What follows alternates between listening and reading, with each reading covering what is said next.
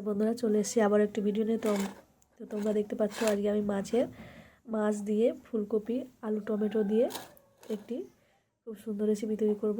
তো তোমরা ভিডিওটি দেখতে থাকো। প্রথমে এই মাছগুলোকে আমি মাখিয়ে নেব লবণ হলুদ দিয়ে। মাছগুলো মেখে নিয়েছি, এবার এটাকে ভেজে নেব। কড়াই বসিয়ে দিয়েছি, কড়াই গরম হয়ে গেছে। এবার সরিষার তেল দিব।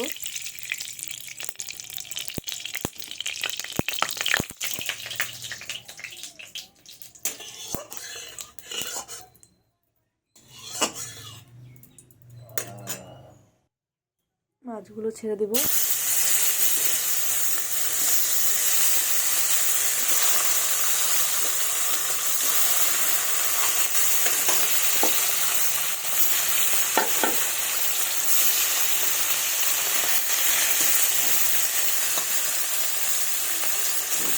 কিছুক্ষণ ভেজে নেব এইভাবে এপিট ওপিট করে। মাছগুলোকে এবার আমি উল্টে দেবো।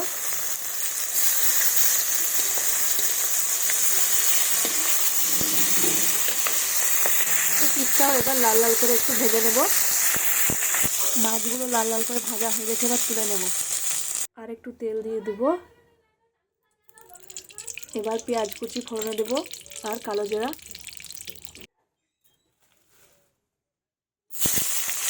পেঁয়াজ কুচি,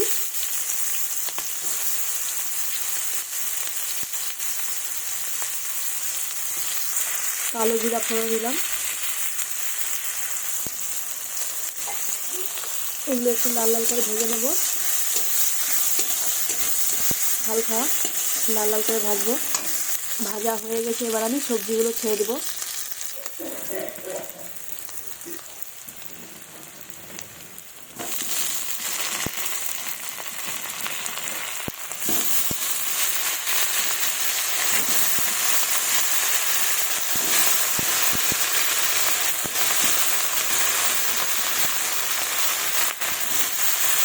এর মধ্যে পরিমাণ মতো লবণ ও হলুদ গুঁড়ো দিব।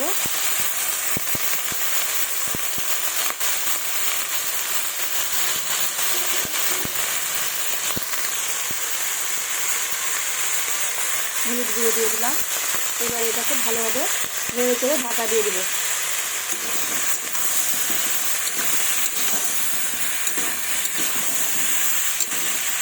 এবার ঢাকা দিয়ে দেব, কিছুক্ষণ হতে দেব, সেদ্ধ হবে। ঢাকাটা তুলে দেখলাম, দেখি এবার দেখুন গলে গেছে অনেকটাই। এই দেখুন, এবার টমেটো কুচি দিয়ে দেব। টমেটো কুচি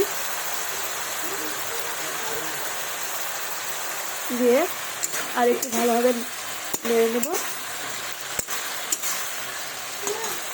এর মধ্যে আমি মশলাও রেডি করে নিয়েছি। লঙ্কা বাটা, শুকনো লঙ্কা বাটা, জিরে বাটা, আদা বাটা আর ধনে বাটা আছে, এটা দিয়ে দেব।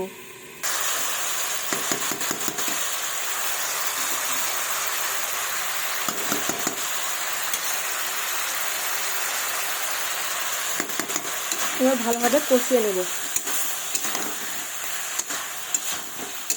এইভাবে ভালোভাবে কষিয়ে নেব। আমার কষানো হয়ে গেছে, এবার আমি এর মধ্যে গরম জল দিব। এবার আমি এর মধ্যে গরম জল দিয়ে দিলাম।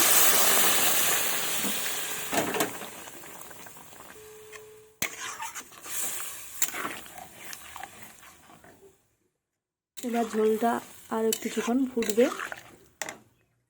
ঝোলটা ফুটে গেছে, এবার মাছগুলো, ভেজে রাখা মাছগুলো ছেড়ে দেব।